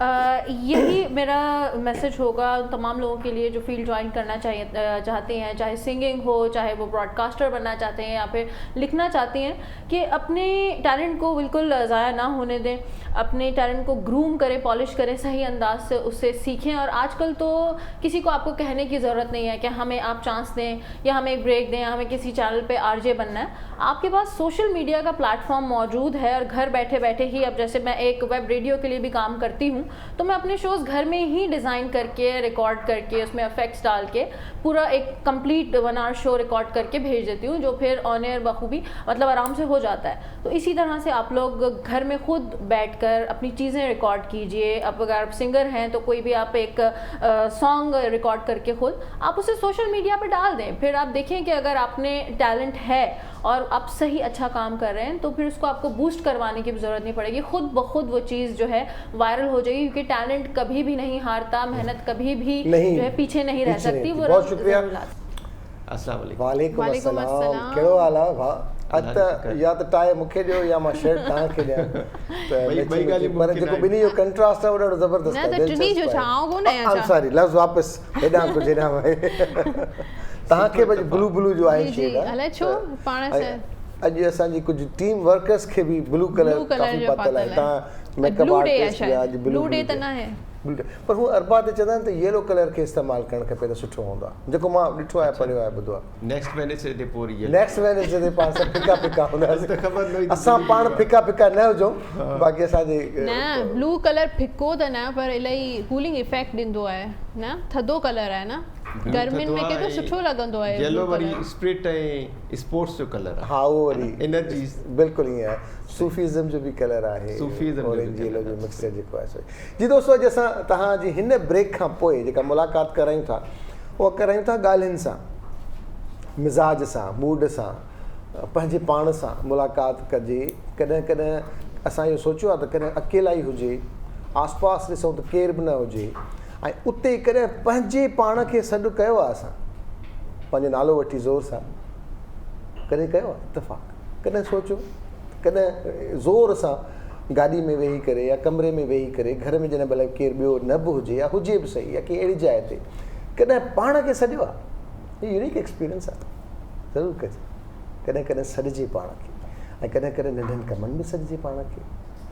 त अॼु असांजा जेके मुअज़्ज़िज़ महिमान आहिनि त प्रोफेशनल डॉक्टर पर उनजी ॻाल्हियुनि में असरु हूंदो आहे उनजी फिटनेस में असां असरु महसूसु कंदा आहियूं उन ॻाल्हियुनि में पाण खे कीअं फिट रखिजे ज़हनी तौर ते जिस्मानी तौर ते ऐं उन सां गॾु गॾु एक्सरसाइज़ आहे सोच आहे लफ़्ज़नि निंड आहे जाग आहे बुख आहे घुमणु फिरण आहे माण्हू आहिनि पॉज़िटिव एनर्जीज़ आहिनि पॉज़िटिव वाइब्स आहिनि छा थींदा आहिनि डॉक्टर साहब खां पुछंदासीं डॉक्टर बदर अब्बासी साहब सां। अस्सलाम वालेकुम सर गुड मॉर्निंग। वालेकुम सलाम good morning very good morning sir very good morning कीअं आहे डॉक्टर साहब ठीकु आहे ठीक फर्स्ट क्लास तव्हां ॿुधायो अल्हम्दुलिल्लाह निंड कयो था ओह ऐसी वैसी जेके निंड नथा कनि उन्हनि जे बारे में तव्हां सम्झायो था है न मूं इहो ब्रेक में सजाग शेयर पे कयो जेके निंड नथी अचे उहो बि डॉक्टर साहब जेको आहे ॿुधाइनि था मोटिवेट कनि था कि निंड जेका आहे उहा पूरी भरपूर तरीक़े सां करणु घुरिजे। एग्ज़ैक्टली बिल्कुलु ईअं आहे निंड खां सवाइ त चारो ई न आहे। हा बिल्कुलु ई हा नेचुरल आहे न जेका एक्टिविटी आहे निंड माना आराम ऐं एक्टिविटी ॿई असांजो हिसो आहिनि न असां रुॻो सुता पिया हूंदासीं तॾहिं बि कमु न हलंदो ऐं रुॻो एक्टिविटी कंदासीं वठि कंदासीं तॾहिं बि असां खसारे में ईंदासीं। डॉक्टर साहब शुरूआत हितां था कयूं त अक्सर तव्हां छाकाणि त FCPS आहियो मेडिसन में खोड़ माण्हू निंड जी गोरी जेसीं ताईं नथा खाइनि तेसीं ताईं हुनखे निंड नथी अचे ठीकु त मेडिसन जो छा इम्पैक्ट पए थो साइड इफेक्ट्स कहिड़ा आहिनि उहे पंहिंजो पाण खे इन गोरीअ खां कीअं हटाइनि डाइवर्ट कीअं करे सुकून जी निंड सुम्हनि पोइ कीअं सुम्हनि, इहो अॼु तव्हां असांखे इन ते बारे में ॿुधायो. बेसिकली इहो जेको निंड जो प्रॉब्लम आहे उहो यूनिवर्सल प्रॉब्लम आहे, रुगो पाकिस्तान में न आहे, जी जी एवरीवेयर. पाकिस्तान खां ॿाहिरि त तमामु घणो आहे. टे चौथे इंसान में इहो निंड जो इशू आहे, Exactly. जंहिंखे इंसोमिया चइबो आहे. इंसान चइबो आहे. असल में हिकिड़ी त शयूं अहिड़ियूं हूंदियूं आहिनि जेके रिकॉर्ड ते हूंदियूं आहिनि, हिकु अहिड़ी शयूं हूंदियूं आहिनि जेके रिकॉर्ड ते न हूंदियूं आहिनि.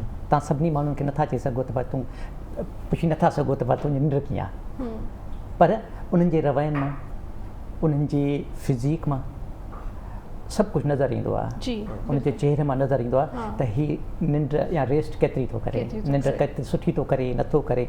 त बेसिकली असांखे बेसिक सम्झणु खपे त कुदरत वारे अलाह साईं भॻवानु गॉड जेको बि असां बिलीव कयूं था, इहा रिधिम छो रखियो त अंधेरो थो थिए वरी रोशनी थी थिए, सिजु बिरे थो रोशनी थी थिए, सिजु लहे थो अंधेरो थो थिए, ईअं छो रखियो, सीज़न्स या रिधिम छो रखियो नेचर में. बेसिकली इहो इन करे रखियो त सिजु जॾहिं उभिरे थो माना रोशनी थिए थी, उन जो मतिलबु आहे एक्टिविटी, बिल्कुलु चुरपुर हरकत. ऐं जॾहिं वरी अंधेरो थिए थो त उन जो मतिलबु आहे आराम, सुकून, ख़ामोशी. हा तव्हां ॾिठो हूंदो त जिते बिजली नाहे उते इहा शइ नेचुरल हलंदी आहे. ठीकु आहे, जीअं जीअं शाम थींदी वेंदी आहे त हर शइ थंभी वेंदी आहे, हर शइ ख़ामोश थींदी वेंदी आहे, हर शइ एक्टिविटीज़ ख़तम थी वेंदी, आवाज़ ई घटिजणु शुरू थींदा आहिनि न. ऐं वरी सुबुह जो जीअं ई सिजु अञा निकिरंदो ई नाहे, थोरो साजुर थींदी आहे त आवाज़ शुरू थी वेंदा आहिनि. इहो इंसाननि में न बल्कि पखियुनि में नेचर आहे, मां नेचर जी ॻाल्हि थो कयां, जनरली नेचर जी ॻाल्हि थो कयां. ठीकु आहे, हाणे इहो बेसिकली इन करे कुदरत वारे रखियो इहो रिधिम त भई अंधेरो रोशनी निंड. ऐं उन सां गॾोगॾु असांजे अंदर में छा रखियो अलाह साईं त असांजे अंदरि हिकिड़ो ब्रेन जो हिसो हूंदो आहे जंहिंखे असां सुप्राचास्मेटिक न्यूक्लियस चवंदा आहियूं. अच्छा, उनखे असां स्लीप सेंटर बि सॾींदा आहियूं, ओके, उनखे असां बायोलॉजिकल सेंटर बि सॾींदा आहियूं. नेचर छा कयो जो बायोलॉजिकल सेंटर जेको आहे उहो असांखे बेसिकली निंड कराईंदो आहे, ऐं उहो रखियो अंधेरे सां ऐं रोशनी सां कॉन्साइड कयो हुनखे. सही, ठीकु आहे, टेली कयो ठीकु आहे. त अंधेरो थिए त उहो असांखे सुम्हारींदो आहे ऐं रोशनी थींदे त वरी असांखे जाॻाईंदो आहे. Simple is this. हाणे थियो छा हिन मॉडर्न दौर में हिन लाइट जे करे असां उन सॼे जो सॼो जेको बायोलॉजिकल क्लॉक आहे उनखे डिस्टर्ब करे छॾियो आहे. हाणे असां राति जो बि ॾींहुं कयूं, हिनखे असां ॾींहं जी रोशनी सम्झी सिज जी रोशनी घुमंदा वतंदा आहियूं, कम कारियूं कंदा. त इन करे थियो छा आहे, थियो इहो आहे त असांखे जेका निंड जॾहिं नथी मिले टाइम ते ऐं पूरी नथी मिले त पोइ असांजी बॉडी जी रिपेयरिंग नथी थिए. निंड हूंदी बॉडी जी रिपेयरिंग लाइ आहे. हाणे मां तव्हांखे जेकॾहिं साइंस ॾे वठी वञा त हूअं त 4 क़िस्म जा निंड जा सोपा हूंदा आहिनि, 4, पर उनखे मां ब्रॉडली तव्हांखे ॿुधायां त 2 सोपनि में असां उनखे विरहायूं जेकॾहिं आम माण्हू जेकॾहिं सम्झण जी कोशिशि करे. कहिड़ा? हिकिड़े खे चवंदा आहिनि डीप वेव स्लीप, ॿिए खे चवंदा आहिनि rapid eye movement sleep. Deep wave sleep जो मतिलबु आहे त गहरी निंड. सही. ऐं उहो हूंदो आहे पहिरियों सोपो निंड जो, जंहिंमें तव्हांखे ख्वाब न ईंदा आहिनि, तव्हां डीप सुता पिया हूंदा आहियो, तव्हांखे ख़बर ई न हूंदी आहे. ॿियो हूंदो आहे रैपिड आई मूवमेंट स्लीप, जेको पोयों सोपो हूंदो आहे, जंहिंमें जाग निंड जाग ख्वाब ॻाल्हियूं, ठीकु आहे, उहो पई हलंदी, वरी जाग थींदी, वरी निंड पई वरी. हाणे इन्हनि ॿिन्ही जो फ़र्क़ु कहिड़ो आहे त जेका डीप वेव स्लीप आहे, जेका पहिरियों सोपो आहे, उन में असांजी रिपेयरिंग थींदी आहे ऐं हुन में असांजी रिपेयरिंग थींदी ई कान्हे का.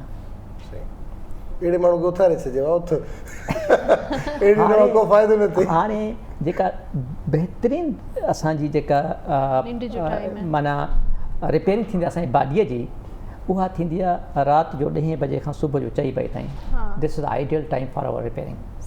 ऐं इन में बि जेका बेस्ट रिपेयरिंग थींदी आहे 2 आवर्स बिफोर मिड नाइट, माना 10 खां 12 बजे ताईं. चवंदा आहिनि ख़ासि हिकिड़ो हार्मोन्स बि तव्हांजा ठहंदा आहिनि. बिल्कुलु सही, बिल्कुलु सही.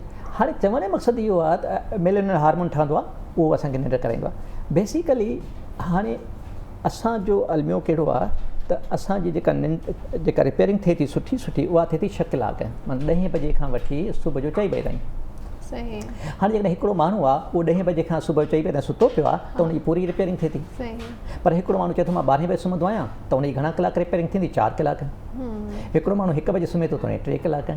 ऐं पोइ थिए छा थो थिए इहो त माण्हू उमिरि खां पहिरियों कुराव लॻणु शुरू थो थिए.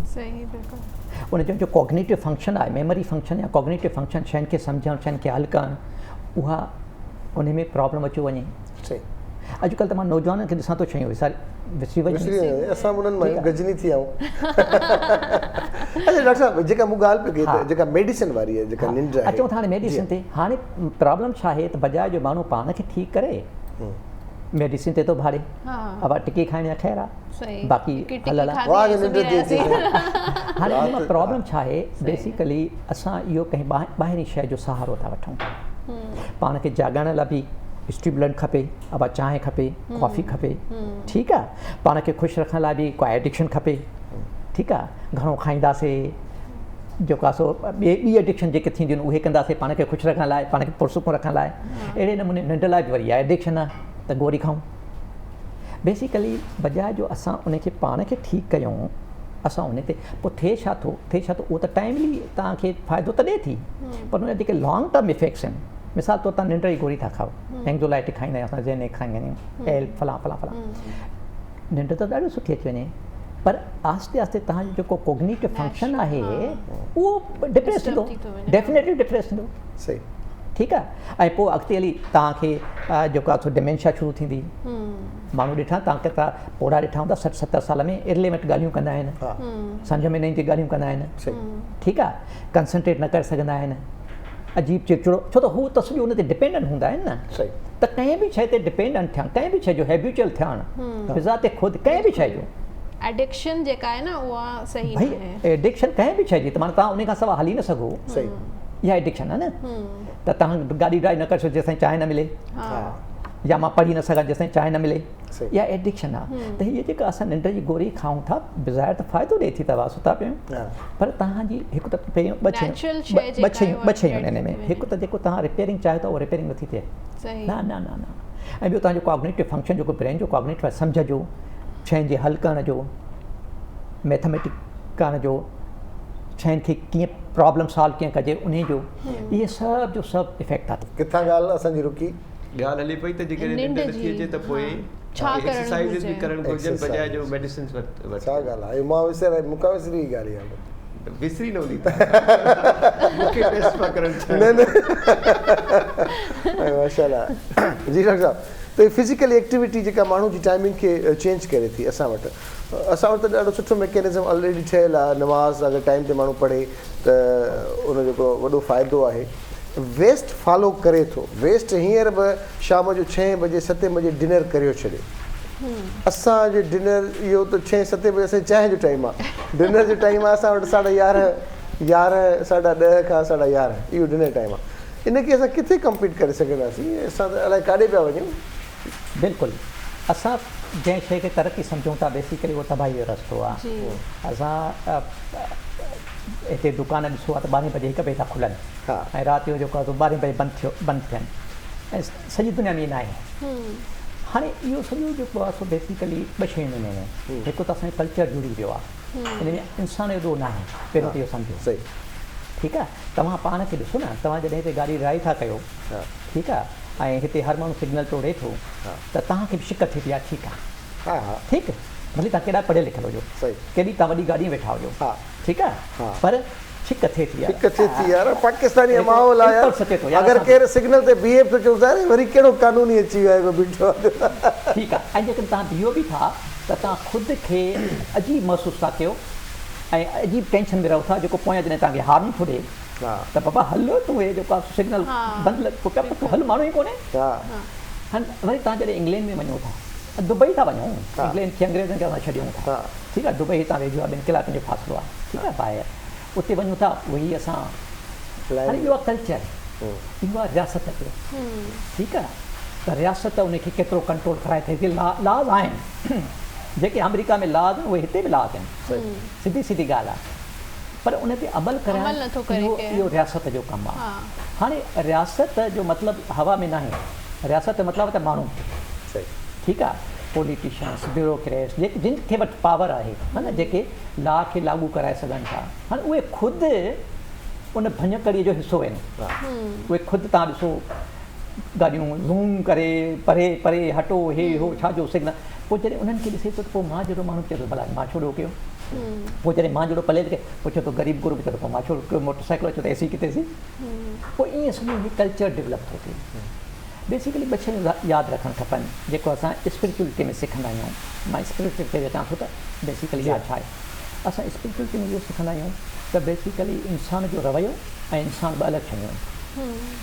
असां जॾहिं माउ जे पेट मां अचूं था ॿाहिरि धरतीअ ते, त असां इहो कोन था सिखी अचूं त असां सिबियल जोड़ींदासीं, असां बेईमानी कंदासीं, असां रिश्वत खाईंदासीं, असां पराओ हक़ कंदासीं, असां कूड़ ॻाल्हाईंदासीं, असां ठॻियूं कंदासीं, असां मिलावट कंदासीं. ठीकु आहे, जेके बि ख़राबियूं आहिनि जी जी इहे असां माउ जे पेटां नथा कयूं. ठीकु आहे, माउ जे पेटां जॾहिं माण्हू ॼमे थो, इहो यादि रखणु खपे. मां हाज़िरिन खे ॿुधायां थो त माउ जे पेटां जॾहिं असां इंसानु ॼमे थो त उहो प्योर हूंदो आहे. हिकिड़ो ख़ाली कैसेट आहे बिल्कुलु जेको रिकॉर्ड कयो. बिल्कुलु. हाणे असांजा जॾहिं पोइ जी कंडीशनिंग थी थिए, लर्निंग थी थिए, जेको मुआशिरो असांखे सम्झाए असां उहो ॾिसूं था जेको असां. हा, हाणे असांजा जेके रवैया या बिहेवियर जेके जुड़नि था उहे बेसिकली असां पाण न आहियूं. बिहाइंड इंसानु ॾाढो ख़ूबसूरत आहे, हिकु अलाह जो रूप आहे, पाक आहे, प्योर आहे, पर उनजा जेके रवैया आहिनि, उनजा जेके एटीट्यूड आहिनि, उहे मुआशिरो थो ॾे. ठीकु. हाणे असां छा कंदा आहियूं, असां बजाए उनजे रवैये खे नफ़रत कयूं, रवैये खे ठीकु कयूं, असां उन माण्हू सां नफ़रत करणु शुरू कंदा आहियूं. हिकिड़ो चोर चोरी थो करे, बेसिकली असां इहो न ॾिसंदा आहियूं त हिन चोरी छो कई, कहिड़ा सबब आहे जो हे चोर ठहियो, पर असां उनखे मोटाईंदासीं, कुटे नाश कंदासीं, अंदरि कंदासीं, पोइ उतां वरी छा थो सुठो इंसानु थी निकिरंदो आहे छा, अञा वधीक. त बेसिकली असांखे थोरो इहो सम्झणु खपे त असां कयूं छा था. त इन में असांजो ॾोह न आहे, इंसान जो ॾोह न आहे, हीउ मुआशिरो जेको आहे, सिस्टम जेको आहे. इन मां हिकिड़ो ॾाढो मिसाल ॾींदो आहियां हर टॉक में, जिते जिते मुंहिंजी टॉक थींदी आहे मां हिकिड़ो ॾाढो मिसाल ॾींदो आहियां. मां हिकिड़ो मिसाल ॾिनो त भई जेको आहे सो हिकिड़ी हिते मशहर कॉलोनी आहे, वर्स्ट स्लम आहे जी, माना कच्ची आबादी आहे, वर्स्ट. ठीकु आहे, किथे आहे, हीउ जेको लियारी खां समुंड जे पासे जी. ठीकु आहे, बर्मी बि रहनि, बंगाली बि रहनि, हर शइ उते ॾाढो पुराणी ॾाढी आहे. हाणे उते तव्हांखे हर क़िस्म जा माण्हू मिली वञनि, तव्हांखे 10,000 में क़तल करायो उहे माण्हू मिली वञनि. ठीकु आहे, तव्हांखे टेररिस्ट आउटफिट मिली वञनि. ठीकु आहे, मज़हबी जुनून बि मिली वञनि. ठीकु आहे, अजीब क़िस्म जो हिकिड़ो उते कल्चर ठहे थो, छो त कची आबादी आहे, उन सिस्टम अहिड़ो आहे. हाणे उते हिकिड़े घर में 2 ट्विंस था पैदा थियनि. ठीकु आहे, ऐं 2 बेबी बॉयज़ आहिनि. ठीकु, ऐं उन घर में पहिरियों 4-5 ॿार अॻ में बि आहिनि. ठीकु, हाणे उते NGO बि ॾाढा कमु कंदा आहिनि, अहिड़नि कची आबादी में NGO असांजे डिफेंस में कमु न कंदा आहिनि. अहिड़नि इदारनि में उते हिकिड़ी छोकिरी आहे अमेरिकन, उहा बि कमु थी करे हुन में. ठीकु आहे, ऐं आहे त पाकिस्तानी पर उहा अमेरिकन जेको आहे सो नेशनलिस्ट आहे. पोइ इहे ॻाल्हियूं कंदे कंदे हुन पीउ माउ खे थी चए, हुन पेरेंट्स खे थी चवे त भई तव्हांखे अॻे बि एतिरा ॿार आहिनि, 2 ॿार वरी ॿिया आहे. ठीकु आहे, इहे कीअं पालींदव, न तालीम आहे न छा आहे, सॼो ॾींहुं ॿार रुलंदा था वञनि, गिटियुनि में काकूस कंदा था वञनि, पेशाब कंदा था वञनि, गारियूं कढंदा था वञनि, इहे छा तव्हां, ऐं तव्हां मां इन मां हिकिड़ो ॿारु मूंखे ॾियो. पहिरियों त उहो ॾाढो ॾुखियाई सां पहिरियों मञनि नथा, पोइ ॾियनि था. हाणे उहा आख़िर में उहा माई जेका आहे, उहा जेका NGO में छोकिरी आहे, उहा उनखे ॿार खे वठी अमेरिका हली थी वञे, ऐं 18-20 सालनि खां पोइ उन ॿार खे वठी थी चए हिते. माहौल ऐं हाणे उहो छोकिरो उते पढ़ियो, कॉलेजनि में, सुठनि स्कूलनि में, यूनिवर्सिटियुनि में ॾाढो इहे हो. ऐं हिते जेको उनजो ॿियो ट्वेन हुयो भाउ, उनखे पाड़े वारी गारियूं ॾेई छॾियूं, पीउ माउ बि उहे अब्यूज़ कयो. ठीकु आहे, कॾहिं ठीकु आहे. हाणे अच्छा, कॾहिं चोरी कई थाणे ते वठी वियासीं, कॾहिं ॿ चंबा हयूंसीं कयूं, हाणे उनखे ॿिन्ही खे विहारियूं था गॾु. ठीकु, ॿिन्ही में फ़र्क़ु हूंदो. सही, उहो त बिल्कुलु सही पिया चयो, माहौल सां काफ़ी असर थो. हाणे ॿुधाए त उन में हुनजो कहिड़ो ॾोह जी, इन जेको हिते रहियो हो उनजो कहिड़ो ॾोह. त असांजी सोसाइटी ईअं ठही आहे, जीअं तव्हां ॻाल्हि कई हिकिड़े लाइ हिकिड़ो कानून हिकिड़ो. असांजो हीउ जेको मुल्क आहे इन मामले में थोरो डिफरेंट आहे, थोरो ॿियो आहे. असांजी तरबियत चेंज आहे, हर माण्हू ते पाण ते डिपेंड करे थो त उनखे दोस्त कहिड़ा था मिलनि, पाड़ो कहिड़ो थो मिले, इदारा कहिड़ा था मिलनि, ऐं हू पाण कहिड़े तरफ़ वञणु चाहे थो. इहो त हिकिड़ो इंसान खे को वक़्तु अहिड़ो ईंदो आहे जो अंदरि मां पियो टक टक आवाज़ ईंदो आहे, हाणे हेॾे न हेॾे कर, तोखे करिणो छा आहे ईअं कर. त इहो जंहिंखे ॿुधण में अचे आवाज़, इहो रेयर आहे. रेयर आहे। जनरली असां ॾिसूं न, जनरली इलाही सतरा माण्हू आहिनि जेके 2 बजे 3 बजे बि सिग्नल न तोड़ींदा राति जो, अधु राति बीठा हूंदा आहिनि। हा सही। अच्छा डॉक्टर साहब अचूं था निंड तक असां करे छॾीसीं। अच्छा ॿारनि खे ॾाढो अॼुकल्ह जेको इशू रूटीन जेको चेंज थी वियो आहे कोविड जी वजह सां बि, ऐं स्कूल वग़ैरह बि न आहिनि, सॼी राति जागनि था ऐं सॼो ॾींहुं सुम्हनि था, उन्हनि जो भला कीअं रूटीन सेट कजे?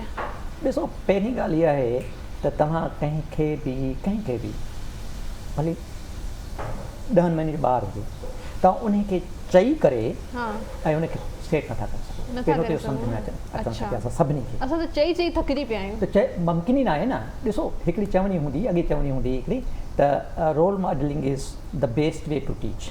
अच्छा। पर हाणे चवणी आहे त role modelling is the only way to teach.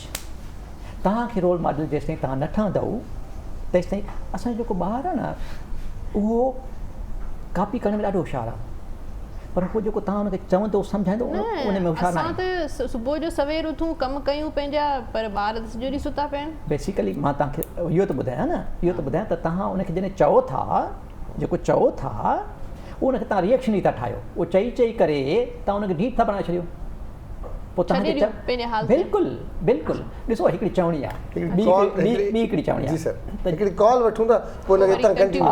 हे असां हिन ॾींहुं मजबूरी अथव, इनखे बर्दाश्त करिणो पवंदो आहे थोरो थोरो। वालेकुम सलाम। जी अदी केरु पियो ॻाल्हाए किथां? सवेरा चांडियो बदीन खां। जी छा चओ था सवेरा? मूं ते बार हमला था थियनि। तव्हां ते केरु थो करे? जी हाँ, असां कोर्ट में शादी कई है।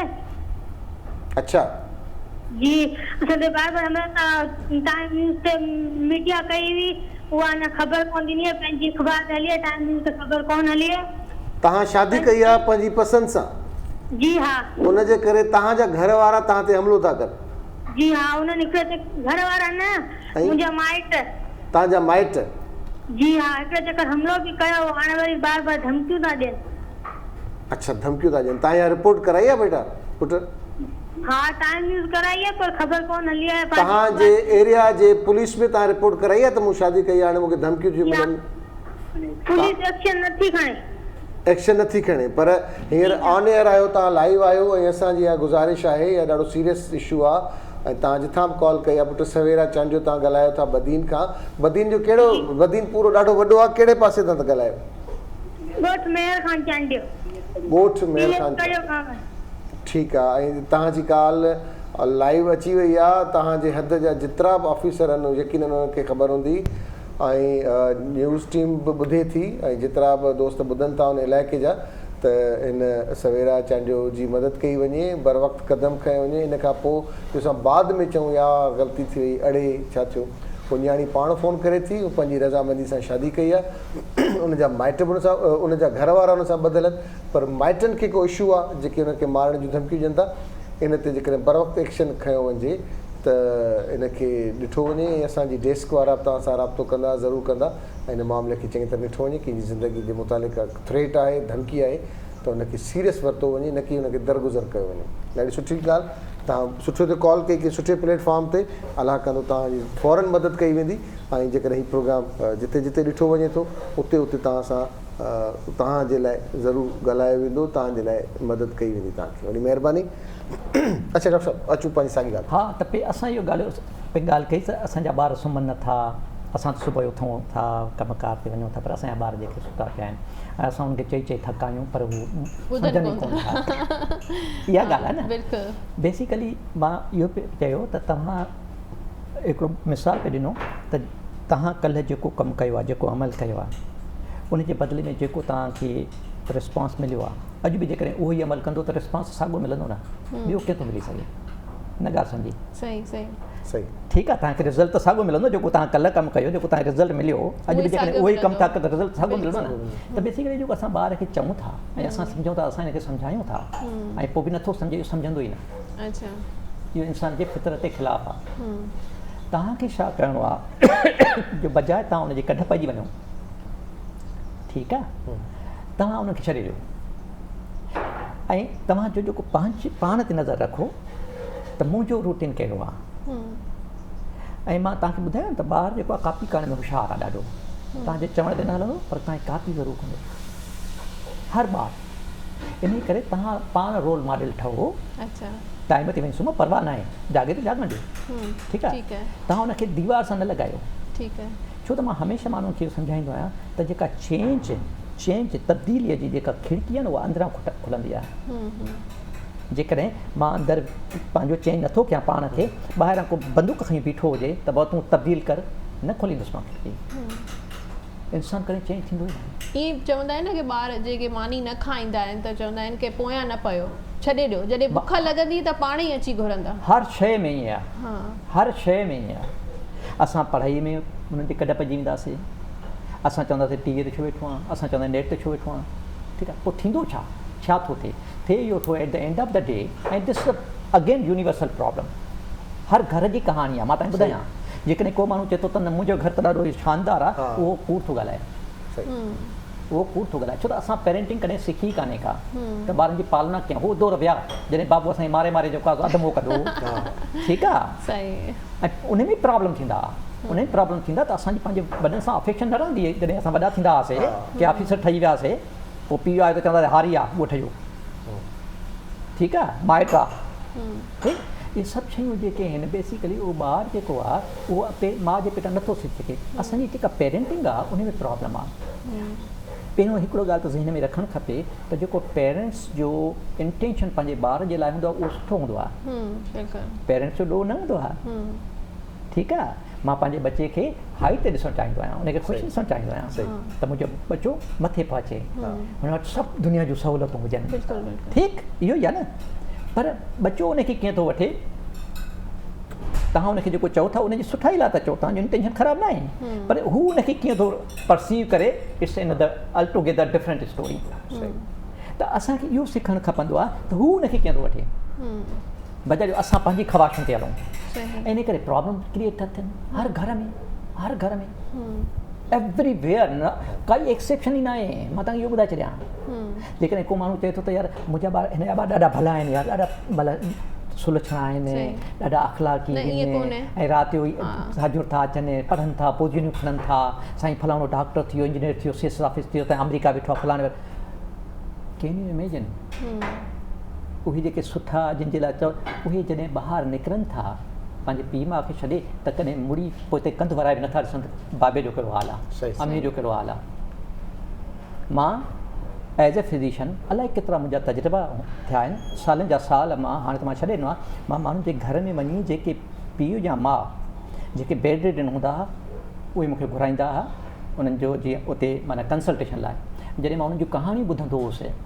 वॾनि घरनि में मूंखे हैरत थींदी अवा तव्हां ॿ ॼणा रहिया पिया हो तव्हांजा बच्चा किथे न बच्चा आहिनि छा हासी मुंहिंजा 3 पुट आहिनि अवा किथे चए अमेरिका वेठा आहिनि अरे बाबा कॾहिं आया आहिनि चएसि ईंदा ई कोन पैसा मोकिलींदा आहिनि वञी मरो हाणे इहा आहे सूरत हाल साईं मुंहिंजी हिकिड़ी धीउ आहे उहा पढ़ियल आहे उहा ईंदी आहे भई मुंहिंजा 2 पुट जेका कैनेडा वेठा आहिनि ठीकु आहे हाणे असां चऊं त असां हिनखे तरक़ी सम्झीसीं सही ॻाल्हि आहे हाणे असांजे डिफेंस ऐं क्लिफ्ट में हिकिड़ो ट्रेंड आहे तव्हां हर घर मां ॿार ॿाहिरि आहे धीउ ॿाहिरि आहे हिकिड़ो ट्रेंड आहे ठीकु आहे मां पुछा कंदो बाबा छो चएसि असां त चयोसीं वॾी सुठी ज़िंदगी करे बाबा ठीकु आहे दैट्स गुड हुन पंहिंजी ज़िंदगी हुनखे गुज़ारणु खपे पर वाट अबाउट यू चई साईं पिया आहियूं बसि इहे माण्हू जो हाणे इंतज़ारु आहे हा इहो त सर बिल्कुलु तव्हांजी ॻाल्हि सां मां 200% मुतफ़िक़ आहियां त जेके असांजा स्लम एरियाज़ आहिनि उते नंढा घर आहिनि अफ़राद घणा आहिनि घर जा भाती घणा आहिनि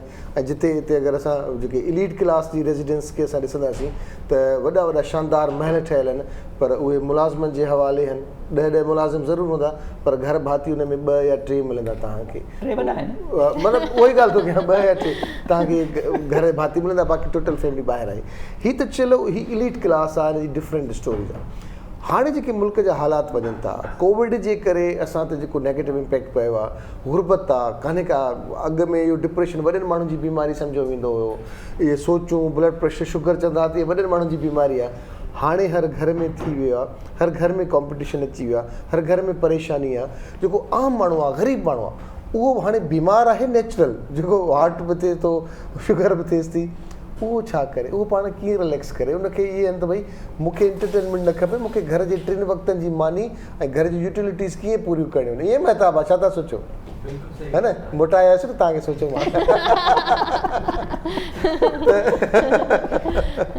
ईअं आहे न इशू या मां ग़लति आहियां है न? तव्हां छा चवंदो डॉक्टर साहब? असल में छा आहे त हे कोविड जे करे basically poverty is not the fun. गुरबत जेका आहे उहो को फन आहे ऐं गुरबत हर बीमारी जी जड़ आहे, हर ख़राबी जी जड़ आहे. हक़ीक़त इहा आहे. ठीकु आहे, हिकु त इहो. पर हिन कोविड जे करे इलाही सतरा मसइला शुरू थिया आहिनि. कोविड जे करे 2 टे शयूं थियूं आहिनि. उन में पढ़ियल हुजे अण पढ़ियल हुजे, ग़रीब हुजे अमीर हुजे, सभिनी खां मसइला थिया आहिनि. हिकिड़ो मसइलो त इहो थियो आहे त जेको मौत आम थी वियो आहे. सही, बिल्कुलु. ठीकु आहे.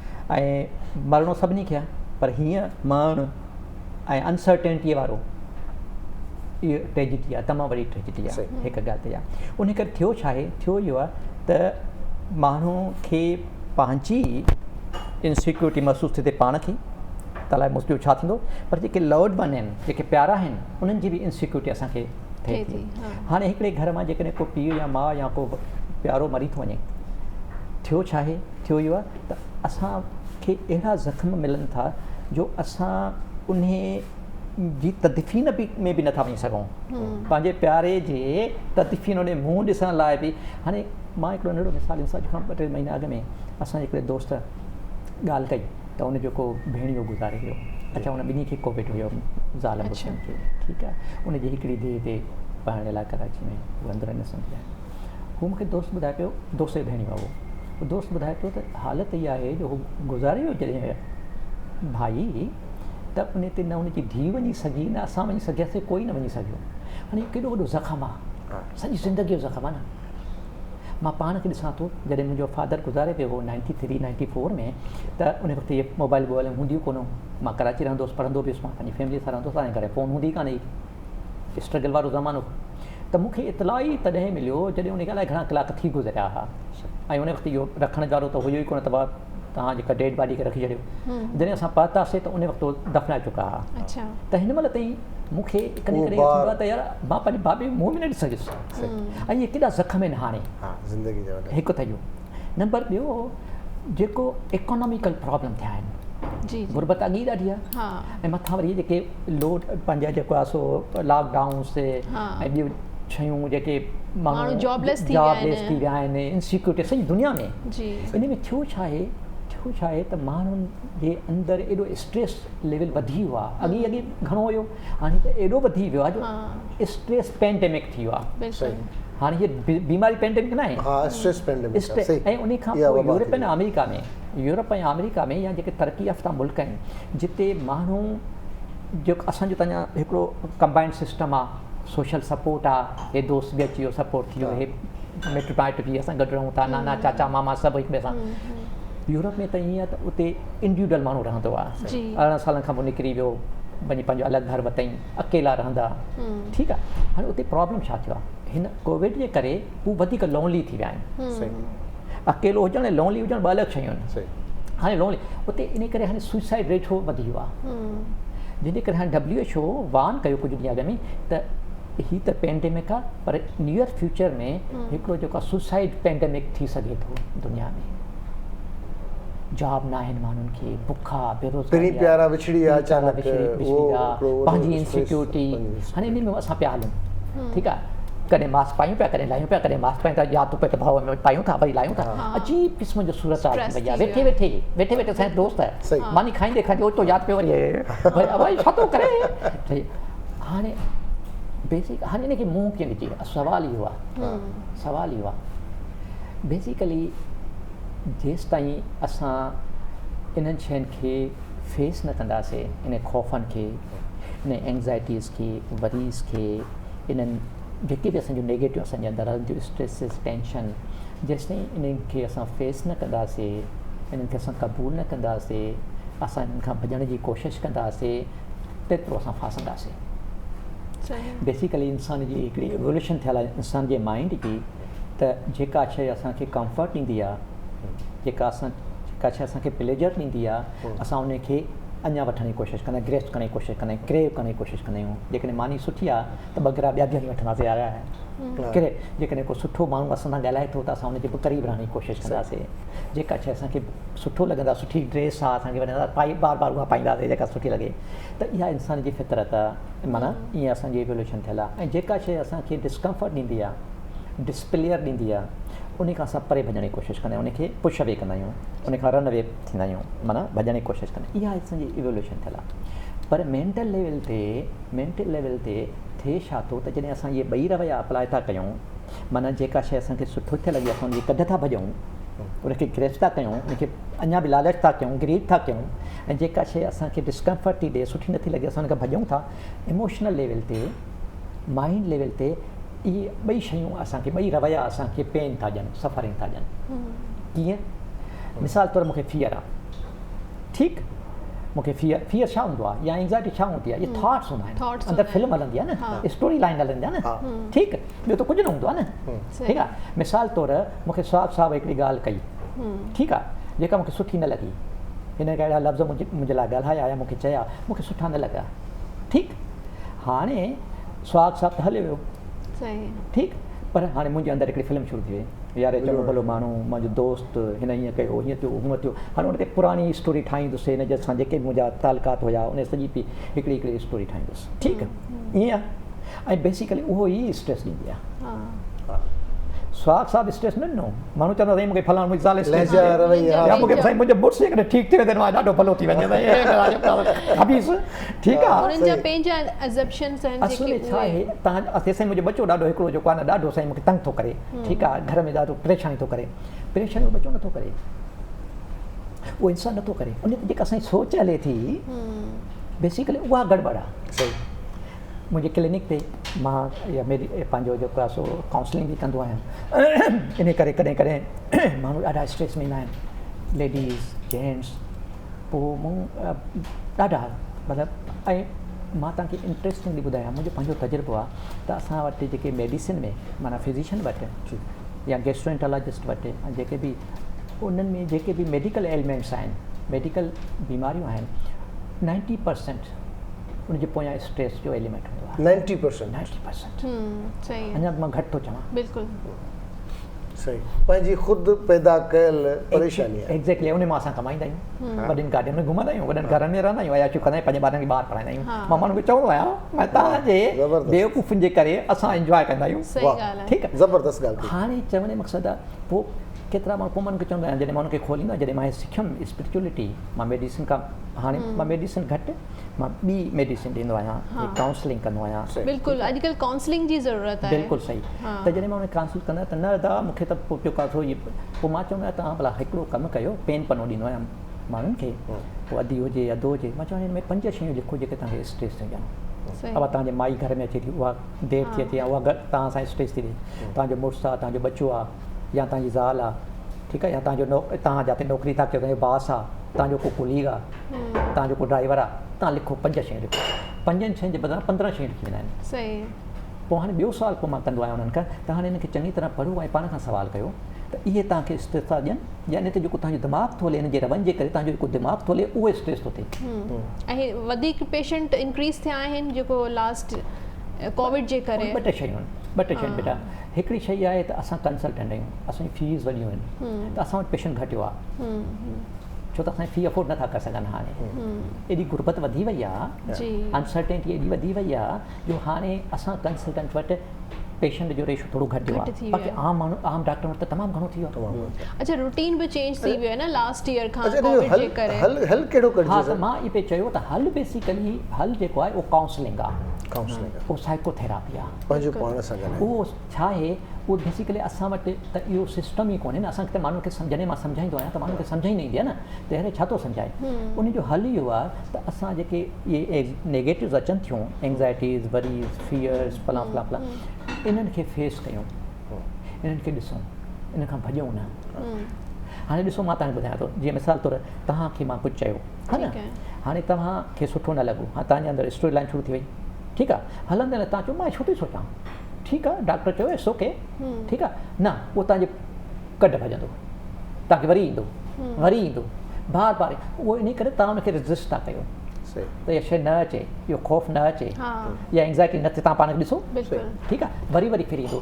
त हिकिड़ी चवणी हूंदी आहे त the things U resist the persist, जेतिरो तव्हां रेज़िस्ट कंदो शयुनि खे उहो परसिस्ट कंदियूं। त असां इहो सिखंदा आहियूं त जेके शयूं तव्हांजे अंदरि थियनि थियूं, मिसाल तौरु मूंखे फियर थो थिए, मूंखे एंग्ज़ाइटी थिए थी, मूंखे गुस्सो थो अचे, ठीकु आहे, मां हितां उथी थो वञा, सुहाग साहब मूंसां सम्झिजो ॻाल्हि खे, इहो थोरो तमामु ॾाढो ट्रिकी मामिलो आहे ऐं तमामु ईज़ी बि आहे। सुहाग साहब मूंसां अहिड़ी का ॻाल्हि कई जेका मूंखे सुठी न लॻी, मूंखे गुस्सो थो अचे या मूंखे ॾुख थो थिए, ठीकु आहे, हाणे मां निकिरां थो, गाॾीअ ते वेहां थो, ठीकु आहे, सुहाग साहब हलंदो पियो, हाणे हुते मुंहिंजी स्टोरी ठहंदी, ठीकु आहे, ओचितो त मूंखे यादि थो पए त मूंखे छो थो थिए यार, इट्स ओके, न अचे, वरी ईंदो, हा, ऐं उहो अहिड़ी स्टोरी लाइन ठहे थी ऐं असां हिनखे चवंदा आहियूं त identified with our thoughts, with our story. अच्छा, खोड़ माण्हुनि सां मुंहिंजी इहा कचेरी थिए, इन थेरेपी ते, त खोड़ माण्हुनि खे जॾहिं इहा प्रॉब्लम ज़ाहिर ते रही, तव्हां जॾहिं मोहसिन दोस्तनि खां थोरो मां पुछंदो आहियां, चवंदा आहिनि असां ॾींहं में का शइ सोचींदा आहियूं त असांखे फलाणी शइ करणी आहे या असांखे ज़िंदगी में फलाणी शइ करणी आहे, ऐं जॾहिं उहे शयूं नथियूं थियनि त पोइ असां हर्ट था थियूं, असांजो टुटणु शुरू थियो थिए उतां, त उन शइ खे कीअं असां कवर कयूं तव्हां? हा, इन ते अचां थो, हिनखे थोरो पूरो कयां, इहो मूंखे पोइ यादि कराइजो वरी, टाइम असां वटि थोरो। अच्छा, चलो इन ते ॻाल्हायूं था। असल में ॻाल्हि इहा आहे त जॾहिं तव्हां शयुनि खे उनखे कढणु था चाहियो, उनखे जेको अंदरि तव्हांखे एंग्ज़ाइटी थो ॾिए, छो त उहा जेका एंग्ज़ाइटी जेको आइडेंटिफाइड थियूं था थॉट्स या असां स्टोरी ठाहियूं था, न उनजो एग्ज़िट मिले थो, न उनजो आउटकम मिले थो। मां पाण खे टेंशन ॾींदो थो वठां सुहाग साहब लाइ, ठीकु, सुहाग साहब त ख़ुशि थी वियो, पाण मज़े मौज मस्तीअ, पर मां मज़े। असां छा कंदा आहियूं हिन स्पिरिचुअल सां इहो सिखंदा आहियूं त असां हुनखे अचणु ॾींदा आहियूं, असां सुकून जॻह ते वेही 2-3 वॾा साह खणी, पोइ जेका अंदरि स्टोरी लाइन असांजी हले थी असांजे माइंड में, असां उनखे वॉच कंदा आहियूं की वाट्स गोइंग ऑन। अच्छा, सुहाग साहब हीअं चयो, उनखे आणींदा आहियूं उन शइ खे, कीअं सुहाग साहब ॻाल्हायो, कीअं उनजो जेको आहे रवैयो कीअं हुयो, उनजो स्टाइल छा हुयो, उहो जेको आणींदा आहियूं, ऐं उनजे पुठियां असांखे छा थो थिए, असांजी डिसरेस्पेक्ट थी, असांखे को ॾुख थो थिए, असांखे कावड़ थिए, जेको मुंहिंजे अंदरि हले थो, असां उनखे वॉच कंदा आहियूं, सही, बसि उनखे अचणु ॾींदा आहियूं, ऐं वी अलो इट, एक्सेप्ट, हा इहो थिए थो, हा मूंखे ॾुख थिए थो, हा मूंखे गुस्सो अचे थो, जेको जीअं जे तव्हां उनखे ॾिसंदा वेंदव ऐं उनखे अचणु ॾींदव त उहो जेको गुस्सो या जेका स्टोरी लाइन आहे उहा आहिस्ते आहिस्ते ड्रॉप थी वेंदी ऐं गायब थींदी, तव्हां रिलैक्स थी वेंदो। इट्स अ ब्यूटी, ठीकु आहे। अच्छा, ॿियो जेको सुवालु तव्हां कयो न त हिकिड़ो माण्हू निकिरे थो ऐं उहो पंहिंजे में को टारगेट थो रखे त यार हे मूंखे कमु करिणो आहे, जॾहिं उहो नथो थिए, बेसिकली असां इंसान जी हिकिड़ी फितरत आहे त असां जेके डिज़ायर्स आहिनि न, इहा डिज़ायर आहे न, एग्ज़ैक्टली, ठीकु आहे, हाणे डिज़ायर का ख़राबु शइ न आहे, डिज़ायर का ख़राबु शइ न आहे, भाई सुठा कपिड़ा पाइजनि, ठीकु आहे, तव्हांजी इहा बि डिज़ायर त मां जवाबु ॾियां, सही, इहा डिज़ायर आहे न त मां जवाबु ॾियां, इहा का ख़राबु शइ न आहे, सही, पर डिज़ायर सां जॾहिं तव्हां अटैच था थी वञो, उन सां जॾहिं तव्हांजी अटैचमेंट थिए थी ऐं जॾहिं तव्हां उहा नथी पूरी थिए ऐं तव्हां डिज़री में था वञो त माना उहा रुॻो डिज़ायर न हुई, उहा बियॉन्ड डिज़ायर हुई, इहो सम्झणु खपे। असां माण्हुनि जी हिकिड़ी आदत आहे त असां सिक्योरिटी में रहणु चाहींदा आहियूं, असां जेको आहे सो इन में पंहिंजो आर्मर ठाहींदा आहियूं त जीअं असांखे कुझु न थिए।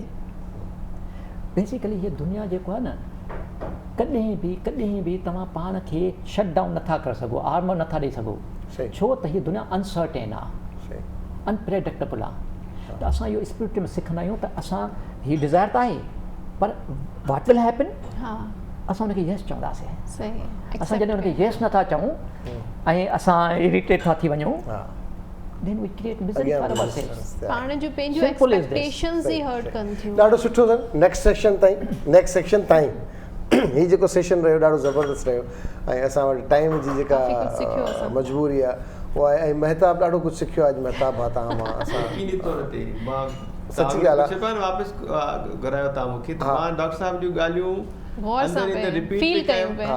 फील पे कयमि, ज़िक्र कयां त 2 दफ़ा डॉक्टर साहिब चयो त असांजा ॿार जेके आहिनि उहे कॉपी करण में ॾाढा तेज़ आहिनि, त उहो वरी मां सोचियो त नाज़रीन जे लाइ थोरो हिनखे आसान बि कंदुसि त ॿार उहे इम्तिहाननि वारी कॉपी करण में तेज़ न आहिनि, पर एडॉप्ट करण में सुठियूं शयूं, इंस्पिरेशन्स हासिलु करण में उन में ॾाढा तेज़ आहिनि ऐं ॿारनि खे छॾे ॾियो था हुननि जी मर्ज़ीअ ते। ऐं तव्हां रेसिपी अॼु सिखी तव्हांजी पोइ रेसिपी जेका वीडियो वायरल थी आहे जेको तव्हां सिखियो उहो ॾाढो वायरल थियो, ॾाढनि माण्हुनि जा व्यूज़ मिलिया, ॾाढो पॉज़िटिव। त तव्हां अॼु असां वटि अदी जो ॾाढो सुठो आहे सॼी प्रेज़ेंटेशन न, त मूं अदी खां पुछियो त अदी छा था चयो? तव्हां lady finger with yogurt, lady finger with yogurt. पोइ मां जेको लफ़्ज़ आहे इहो ॾाढो इम्पोर्टेंट, इहो ॾाढो इम्पोर्टेंट। पोइ मां गौर करे अच्छा ॾही में भिंडियूं था पचायो सिहार त आहे सॼी प्रेज़ेंटेशन आहे।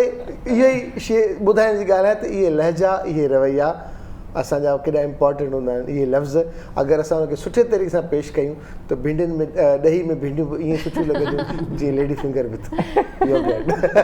वॾी महिरबानी डॉक्टर साहिबु, लख कुर्ब तव्हांजा, ॾाढी महिरबानी। वॾी महिरबानी महताब भाउ, वरी महताब, वॾी महिरबानी अदी Naseem, lady finger with yogurt.